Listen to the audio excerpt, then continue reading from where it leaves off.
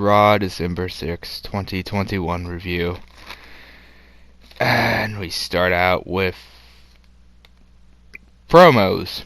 I guess you could call them from a triple threat match at day one participants. And Seth Rollins starts out with the whole Monday Night Rollins. Really? Just really? That is just so much cringe and really lame. And learn to cut a promo, Seth. You know. And Monday Night Rollins. Do you know how many people have done the whole Monday Night is Raw is my show? I mean, you got Raw is Jericho, and plenty of others, and it's like, but he is the guy that steals from literally everyone that's been more successful and more talented than him. And why are we getting a steel cage match on Raw, and it's not even a title match? Big E is better in his promo, but he does this sucker thing, and I'm just like, Booker T wants his catchphrase back. Enough with the stealing from legends, people. Come up with your own material. Kevin Owens still does not know how to emote. He doesn't know how to cut a promo. He just does this dead-eye stare. And then the show opens with the steel cage match. Like, seriously? Nothing that follows a steel cage match will be viewed as more important, especially on free TV. And it's Big E versus KO in a steel cage match for some reason. And yeah, this was kind of dull. There was no build up to this match, which is another problem with it being the opening match. You need to make us care about this type of match. Otherwise, it's just two dudes in a cage. You need to make us care about the match, and you need to make us care about the participants. You need to make us care about them fighting in the fucking steel cage. And you did none of those. And then they keep talking about the steel cage match like it's a vicious steel cage match, and like how it's living up to expectations or something. And it's like, what expectation? There's been no build up to it. And then Seth Rollins comes out and dicks around a bunch, and I can hear his voice, and it's just so takes away from enjoying the freaking match, is that I have to hear him. Okay, and Kevin Owens having the stunner just pisses me off. And this whole steel cage match lasts all of 10 minutes? There was no point to making this a steel cage match. Barely anything actually happened in it that couldn't have been done in a normal match. And they immediately go into recapping what just happened, and I don't know if I glanced away long enough for the Bobby Lashley thing to happen without me notice, because he attacks everybody after the match is over, or if it was done during an ad break or something, but okay. And then we get a build-up for the women's match and a Miz TV segment. Really? But no build-up for the steel cage? Queen Zelina as a tag team champ, apparently. Okay. And then we have Nikki Cross versus Lena Vega, and, well, it was quick. I mean, it was okay, but what was the point of it? And we get an RK Bros segment, and that's always just, I don't know how to feel about it. Like, I like Randy, but Riddle was just so bland. And why are they wearing blazers? Yeah, I get they're doing the whole, we're gonna do the interviews thing, but, like, just why? Then we get a Jerry the King Lawler segment, and Jerry the King Lawler is always a win in my opinion, because he's somebody who actually has charisma and talent. And then we get AJ Styles and Omos versus the Street Profits. And a recap of AJ Styles faking blindness. Not sure how to feel about that. Street Profits promo was alright. Matt Riddle on commentary, just what I always wanted. Why does AJ Styles still wrestle the same whether he's heel or face? Seriously, there's no difference. And there's this one clothesline spot that looked really weird. And it's a count-out win. You know, that just made this match pointless. I mean, a tag title shot is on the line in this arcade bro tournament they're doing. And Matt Roode does this interview with AJ Styles. That's just weird. And I gotta say, when Randy Orton just goes, nope, into the mic, I love them for it. And we get a, oh god no, a Becky Lynch backstage interview. She's still not going on a mic. Can she learn how to be entertaining? Just try and make an attempt? Nope. Get the title off her. And then, seriously, more Damien Priest, you know, and I decided to make a prediction before the match. Let me guess, he's gonna throw a temper tantrum, and then the match will be pointless. And we get more backstage promos from RK Bro. It's not bad, not great though. And we finally get to Damien Priest versus Bobby Roode. And seriously, does Damien Priest even eat or work out? Because Roode looks way better than him and looks more legit than him. Wow. And then Bobby Roode does the spit after he gets hit, and I love that. It's always nice to see it. And man, the crowds were kind of dead throughout this whole match. And I was wrong about my prediction, by the way. It didn't end with Damien throwing a temper tantrum. I guess that's an improvement over the last few of his matches. And then we get Bianca Belair versus Doudrop. Still don't know what EST means. Like, seriously, what does it mean? Could the commentary explain it for once? No? Then what are they even there for? And they build up the Raw Women's main event. And they start comparing it to Trish and Lita's main event match in this build-up, I guess. And, Liv's great and all, but she's not really on the legend status of Trish Stratus and Lita were when they were in that, when they did their main event of Raw. And Becky is definitely not on that level. Nowhere even close to it. And then we get back to the Bianca versus Doudrop match, and my god, this is boring. It drags so much. And then the commentary keeps doing the veteran move thing every time they do something that a million other wrestlers all over the world do, regardless of how many years of experience they have in the ring. The commentary needs to start saying up something else, because it's just getting freaking beyond idiotic and stupid at this point. And then, okay, here we go. They said EST again, and they didn't explain it. And you know what? Screw it. I'm just gonna make up what it means. I'm gonna say it stands for something. And I say it stands for extremely stupid tramp. There you go. I'm better than the commentary team. And then they do this one corner spot that looked really sloppy. And I just want to say this. Kickouts lose their impact if you do them too often. And then this ends in another countout. It's another countout victory. Like, what the hell? Who booked this episode of Raw? Like, seriously. Recap of Vince McMahon and Austin Theory's segment was okay, I guess. And then it immediately follows with a new Vince McMahon and Austin Theory segment. I wonder just why. And then we get a Miz TV segment. Guess we'll see what this is going to lead to.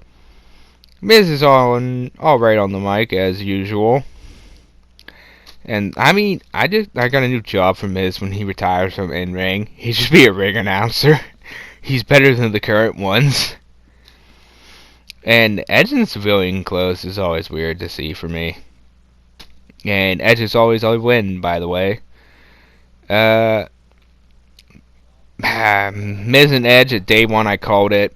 Liv Morgan promo was alright. Not great, but, good. Mysterio's promo is okay, but not really all that great. And then we get Mysterio versus Alpha Academy. RK Bro tournament thing is just a time fill, isn't it? Yeah, it is. It's just a waste time. And so what is up with this whole Alpha Academy team? I don't really get it. And could Rey Mysterio and his son just lift some weights? They look like they have noodles for arms. Riddle returns the commentary, and just why? And hey, is Riddle gimmick infringing on RVD? If you don't get that, I'm just sad for you. And that was it's a quick match. And are they gonna put the titles on the Mysterios? Because I don't know how I feel about that. More Vince and Austin Theory. What is this leading to? I have no idea. Also, Vince McMahon is always a win. And Finn Balor comes out, ready for a boring match. Kicks, and more kicks. And Finn Balor versus T-Bar. And why is this guy called T-Bar still? Couldn't you give him a new name and a better opponent? Of course, that's something to ask of everyone who faces Finn Balor. Couldn't you find them a better opponent? And seriously, do these guys eat anything? Put some weight and muscle on. What was that, what was with that one spinning boot thing that T-Bar does? Because it just looks stupid. And this was a quick match. Just why, though? They've all been quick matches that don't really have any impact on the show. Except for the ending of this one, because Austin Theory just comes out and attacks Finn Balor, and I'm happy. Good work, Theory. You have my support now. We have 24/7 champion time, and I still don't understand why it's on a woman. And what was the point of it? This segment, it had no point. The title didn't change hands, and there wasn't anything really funny that happened. And now we're getting into the Becky Lynch versus Liv Morgan. And I said it before, and I'll say it again. They have to put the title on Liv. It needs to be on, seriously. But before we get into the match, we get a MVP and Bobby Lashley backstage interview, and it's gold. Liv Morgan video packet, and then keep building this up like she's going to be the one getting the title tonight. And now we have the Rawls Women's Championship match. And the commentary does this one thing. Says this one thing about Liv Morgan, where it's like she's got butterflies in her stomach the size of pterodactyls. Like, what is with this commentary team? Now, they have been hanging out with Riddle all night, so that might explain it. And Becky can't talk to the mic, or when she's in the ring, emote for God's sakes. Show emotion.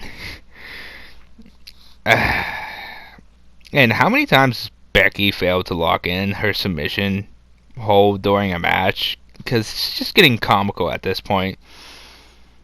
There's this one part of the spot in the match where it's a ring out, where Liv Morgan gets a ring out, and it's just done weird.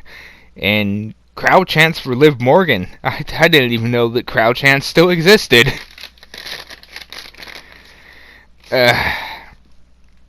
And Becky does her leg drop thing, and it still looks fake as hell.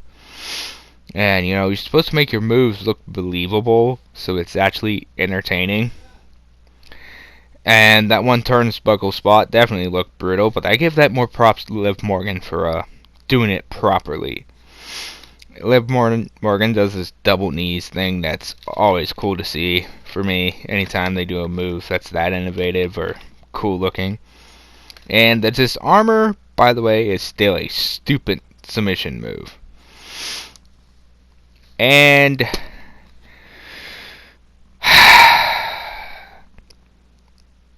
You have got to be fucking kidding me time. Becky Lynch retains. Becky Lynch retains. Becky Lynch has looked like a fucking noob her entire title reign. And especially in this match, and you're gonna keep the title on her. She has never been a draw. She still can't cut a promo. She botches almost every other move in the ring. Your women's division is seen as a joke due to her having a title in it. And Liv Morgan is over. And what's the point to these women's matches for the title on Raw if it never leads anywhere? Champs just continue to retain. And I'm just going to call it now because of how this match ended and Becky Lynch retaining. Raw will never recover its ratings. Not if you keep putting down the members of your roster that can actually draw in viewers. This Raw is nothing more than an example that WWE has learned nothing from its record low ratings it's been having lately. You know why it's proof they haven't learned anything from these record low ratings? Becky's been the champ for most of it. And you're still keeping the belt on her. And yes, I said belt, not title in this instance, because that's what they feel like now. No one interesting or over, or that is a real draw, has a title. Aside from Roman Reigns, and he's just been cutting the same emotionless promo over and over again for the last 2 months, making him stale as hell.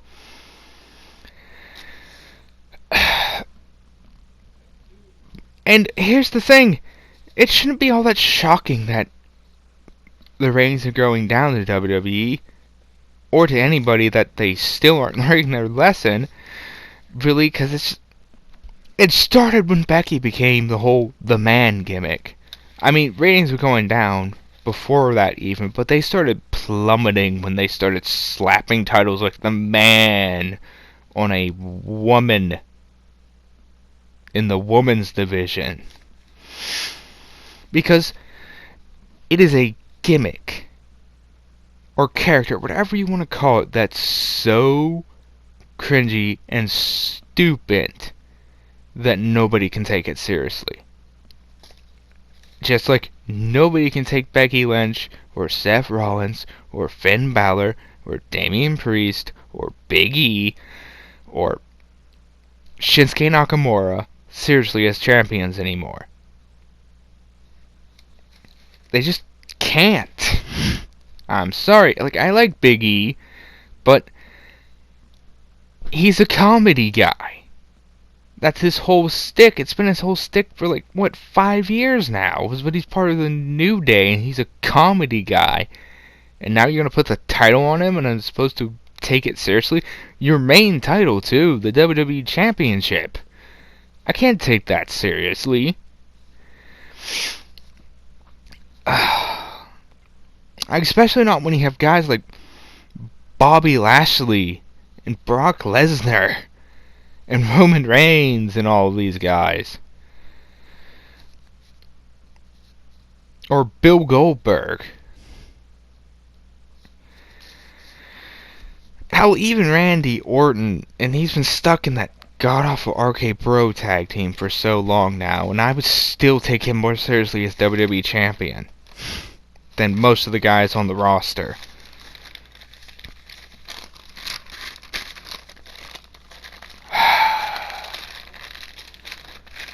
But yeah, this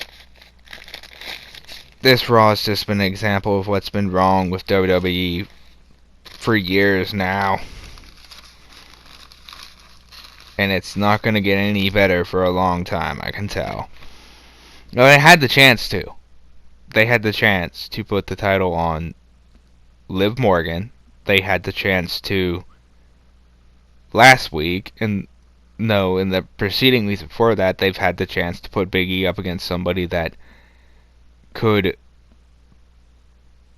be taken seriously as an opponent and could potentially be taken seriously as the WWE Champion. And it's just Seth Rollins and Kevin Owens again. And I'll admit at one point I kind of liked Seth Rollins, but after just a couple months of him being away from the Shield, it was just like, this guy is terrible. Like, really, if he doesn't have other guys propping him up, he's just bad overall. He's bad at promos. His in-ring work is terrible and life-threatening. Remember Sting? Or your buddy Finn Balor, who lost his title and had to by vacating it after Seth Rollins injured him.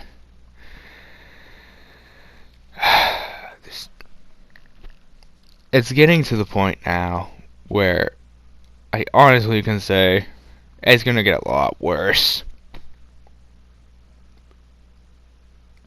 Honestly, right now, I can honestly say the best thing they could do is put the Universal Championship on Brock Lesnar, put the WWE Championship back on Bobby Lashley's waist or shoulders,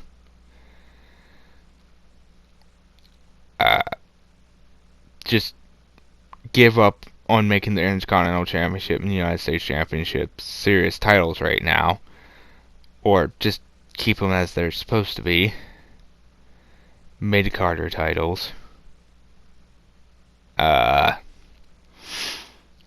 Put the Raw Women's Championship on Liv Morgan,